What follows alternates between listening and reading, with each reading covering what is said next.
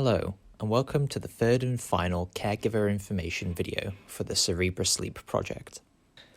In this video, I will guide you through the sleep diary.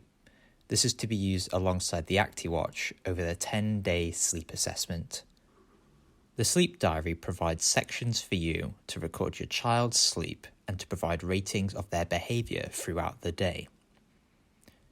The diary contains different sections that need to be completed once in the morning and also once in the evening of each day of the 10-day assessment. I will first talk you through the evening section of the diary. The first part asks you to rate 3 aspects of behaviour over the course of that day, ranging from not at all to very much so. Please note this is based on your observations from the same day you fill in the diary. The next part has sections that ask if your child has been inactive or had a nap or removed the ActiWatch for any reason during the day. This is important so that we can have an accurate record of when your child is actually asleep or napping as opposed to sitting still for a long time. For example, they may be watching TV or using an iPad. When completing this section, please provide the start and end times using the 24-hour clock format. This format is the same for the entire sleep diary. Please also fill in the time your child went to bed and the time that the lights were dimmed or turned off for your child to go to sleep. There is a picture of the ActiWatch next to the time lights turned off section to remind you that this is the time to press the event marker. For example, if your child goes to bed at 9 p.m. and reads for 15 minutes before you turn the lights off, time to bed would be 9 p.m. and time lights turned off would be 9:15 p.m. In this example, the event marker would need to be pressed at 9:15 p.m. The final question asks whether, to your knowledge, the event marker on the ActiWatch was pressed at the correct time. Sometimes your child may press on the event marker throughout the day, or you may accidentally press the event marker. This is not a problem.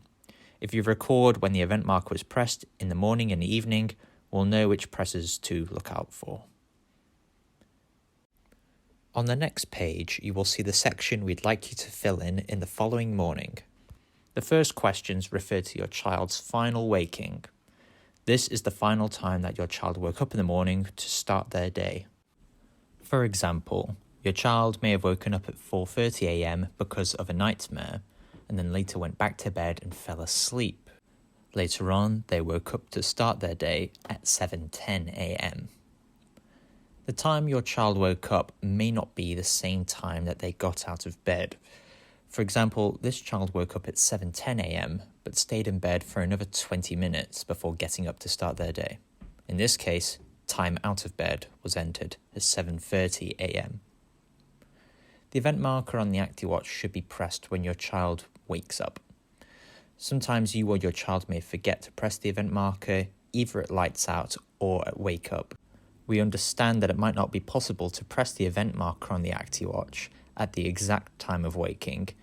If this is the case, please indicate no if the event marker was not pressed at the correct time.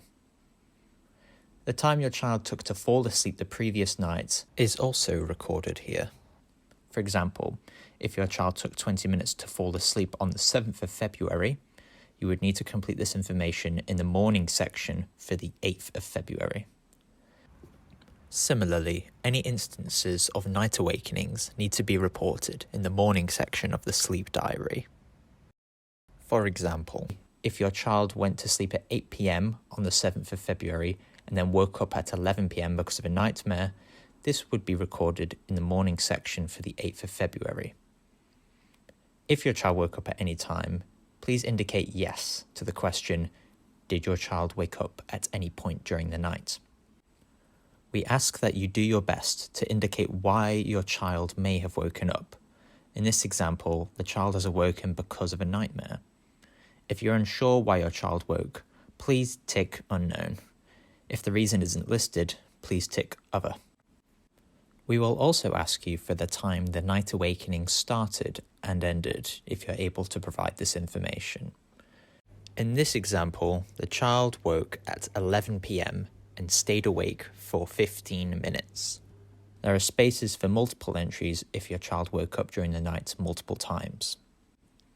The sleep diary includes 10 evening and 10 morning sections that are completed during the 10-day sleep study.